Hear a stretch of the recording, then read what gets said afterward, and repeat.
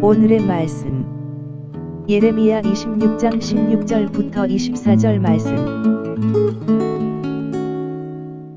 찬송가 549장.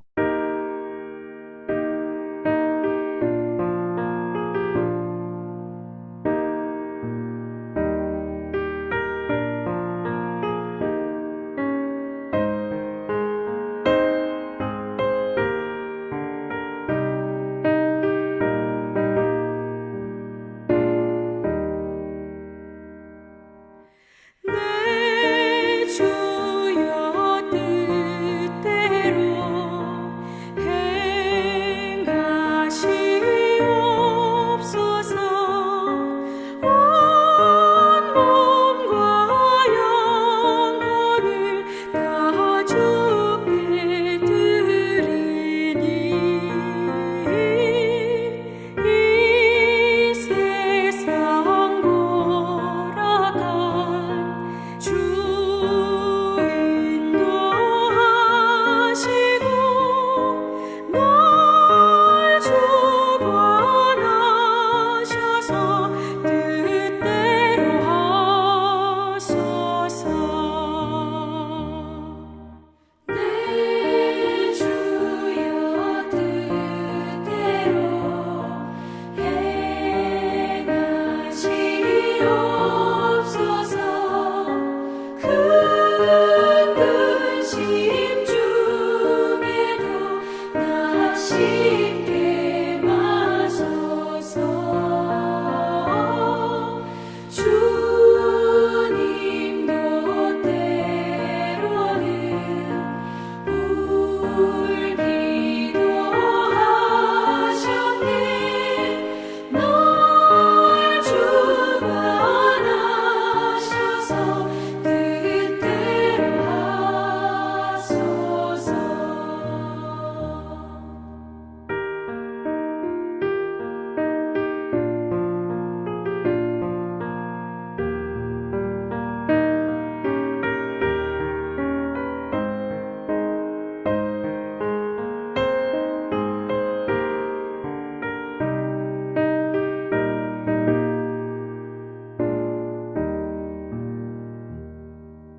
내 주여 뜻대로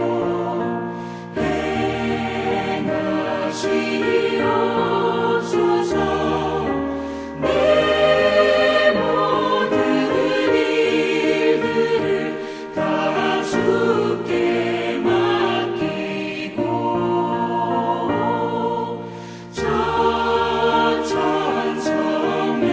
찬찬성명하여 고요히 가리니 살든지 죽든지 뜻대로 하소서.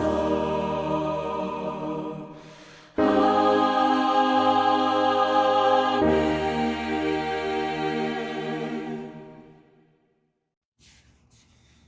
여러분 반갑습니다. 서원교회 김희태 목사입니다. 오늘은 예레미야 26장 16절에서 24절 말씀을 통해 말씀의 의뢰를 함께 나누기 원합니다.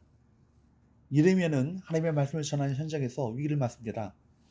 그가 선포했던 예언의 말씀이 거짓 선자들과 제사장들의 반감을 불러일으켰기 때문입니다. 지난 시간에 살펴본 것처럼 11절 말씀을 보게 되면 말씀을 먼저 들어야 될 선자들과 제사장들은 예레미야를 죽이고자 한 거예요. 근데 그 위험을 무릅쓰고 예레미야를 변호하기 위해서 용감하게 일어선 사람들이 있었습니다. 이것이 오늘 본문의 내용입니다. 그들은 왜 예레미야를 변호하게 되었으며 예레미야를 보호하는 일에 쓰임받게 되었을까요? 예레미야를 죽이고자 했던 거짓 선자들과 그 제사장들의 위협에 대항한 사람들이 누굽니까? 16절 말씀을 보도록 합니다. 같이 읽어보도록 할까요? 고관들과 모든 백성이 제사장들과 선자들에게 이르되 이 사람이 우리 하나님 여호와의 이름으로 우리에게 말하였으니 죽일 만한 이유가 없느니라. 오히려 고관들과 모든 백성들은 제사장들과 선자들에게 하나님의 이름으로 말씀을 전한 예레미야를 죽이지 말자고 합니다. 뿐만 아니죠. 또 누가 용감하게 이 위기 상황 속에서 예레미야를 보호하는 일에 앞장섭니까? 17절 말씀입니다. 같이 읽습니다. 그러자 그 지방의 장로 중 몇 사람이 일어나 백성의 온 회중에게 말하여 이르기를, 지방 장로들 중에 몇 사람이 일어나서 예레미야를 두드라고 나섭니다. 그것이 바로 그 내용이 18절과 19절에 나오는 그 내용이 나오고 있는데요. 이 당시보다 약 100여 년 전에 히스기야 왕 때의 사건 하나를 그들이 이야기하고 있습니다. 무리셋 사람 미가라는 선지자가 시온은 밭같이 경작지가 될 것이며 예루살렘은 돌무더기가 되며 성전에 사는 산당의 숲과 같이 되리라 라고 말하면서 예루살렘 성전이 우상을 섬기는 산당과 같이 변질되는 것을 지적하고 하나님의 심판을 선언했습니다. 예레미야처럼 바로 예루살렘이 파괴되리라고 예언했던 것이죠. 히스기야가 그 예언을 듣고 회개했습니다. 철저하게 하나님 앞에 회개하죠. 하나님은 그 회개를 받으시고 재앙을 내리지 않으십니다. 이 회개 사건은 예루살렘 성전의 우상을 제거하고 산당들을 없애버렸던 열왕기 하 18장의 히스기야의 종교개혁으로 추정됩니다.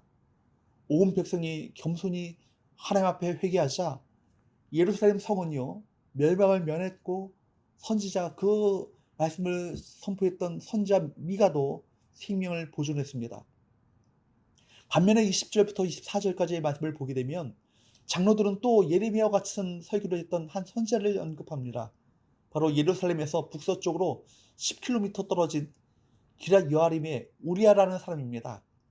우리야도 예레미야처럼 회개하고 여호와께로 돌아가자, 여호와께로 돌아오라 그렇게 경고했습니다. 여호야김 왕은 경고의 메시지를 듣고 회개하기는커녕 오히려 우리야를 죽이려 했습니다. 우리야는 애굽으로 도망쳤지만 악볼의 아들 엘라단을 애굽으로 보내서 그를 체포해 왔습니다. 체포되어서 끌려온 우리야는 결국 죽임을 당하고 평민의 묘지에 버려졌습니다. 우리야는 가족 위에 안장되지 못하고 평민의 묘지에 던져지는 굴욕을 당한 것입니다. 그리고 이 변론이 끝난 후에 어떤 사건이 이어집니까? 24절 말씀입니다. 24절 말씀을 보도록 할까요? 사반의 아들 아이감의 손이 예레미야를 도와주어 그를 백성의 손에 내어주지 아니하여 죽이지 못하게 하니라. 사반의 아들 아이감은 그의 권세로 예레미야를 죽임을 당하지 않도록 도와줍니다. 우리야를 죽인 여호야김 왕이 예레미야를 죽일 수 있었고 흥분했던 백성들도 그를 해할 수 있었기 때문입니다. 사랑하는 여러분, 장로들은 어떻게 예레미야 예언을 들으면서 과거의 선지자들의 그 사건을 들어 그를 변화할 수 있었을까요? 그들은 하나님이 선지자들을 통해서 필요한 말씀을 주신다고 믿었고 그 말씀을 마음에 두고 있었기 때문입니다. 장로들 또한 사반의 아들 아이감은 미가가 전한 예언의 말씀을 기억하고 있었습니다. 그들은 말씀에 깨어 여호와께서 주신 말씀을 마음속에 간직하고 있었습니다. 이처럼 말씀으로 각성한 사람들만이 하나님의 편에 서서 의로운 행동을 할 수 있습니다. 말씀 앞에 깨어 영적 분별력을 가진 사람들이 이 세상 가운데 하나님의 뜻을 실천하며 순종하는 삶을 살 수 있습니다.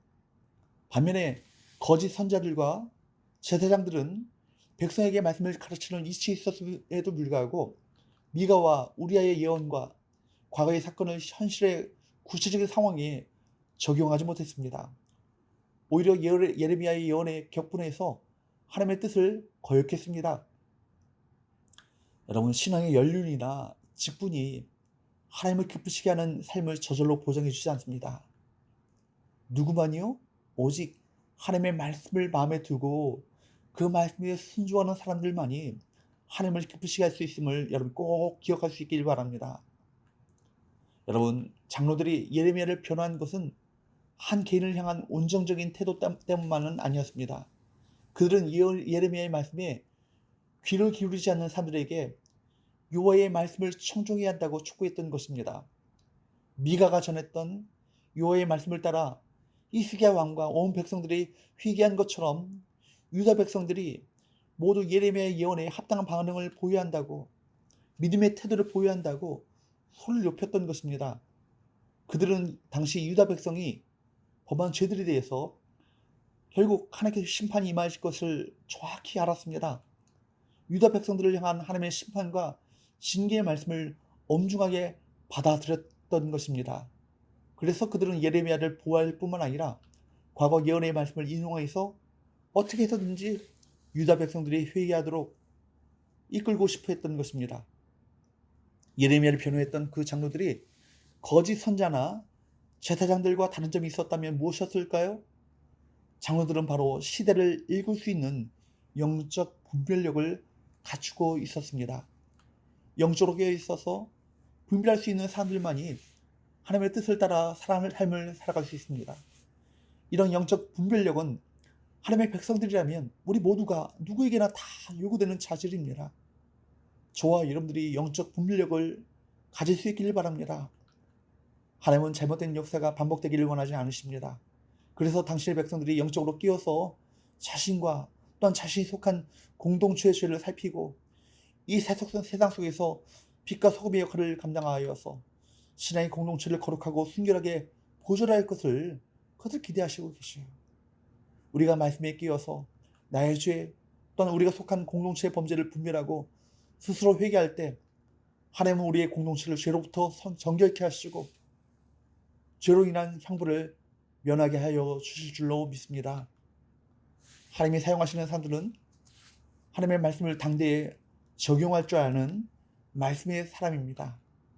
우리는 하나님의 말씀을 통해 하나님이 우리 교회 가운데, 이 민족 가운데, 우리 가정 가운데, 우리 목장 가운데, 나의 삶 가운데 무엇을 원하고 계시는지를 바르게 깨달아야 합니다. 그러기 위해서 우리가 먼저 회개하고, 또한 만약 우리가 속한 공동체가 영적으로 잠들어 있다면 그 공동체를 하나님의 말씀으로 각성시켜야 하는 그 책임을 저와 여러분들이 감당해야 될 것입니다. 사랑하는 여러분, 오늘 하루도 주의 말씀으로 승리하는 하루가 되시길 주님으로 축복합니다. 기도하겠습니다. 하나님 아버지, 하나님의 말씀을 마음에 간직하고 그 말씀을 통해 날마다 깨어있고 각성하는 삶을 살게 하여 주옵소서. 코로나19로 인해 비대면 예배를 드리고 있는 영적 어둠의 상황 가운데 있지만 상황으로 인해서 하나님과 멀어지지 않도록 하여 주옵시고 오히려 하나님과 하나님의 말씀에 더 가까이 나가는 삶을 살게 하여 주옵소서. 예수님의 이름으로 기도하옵나이다. 아멘.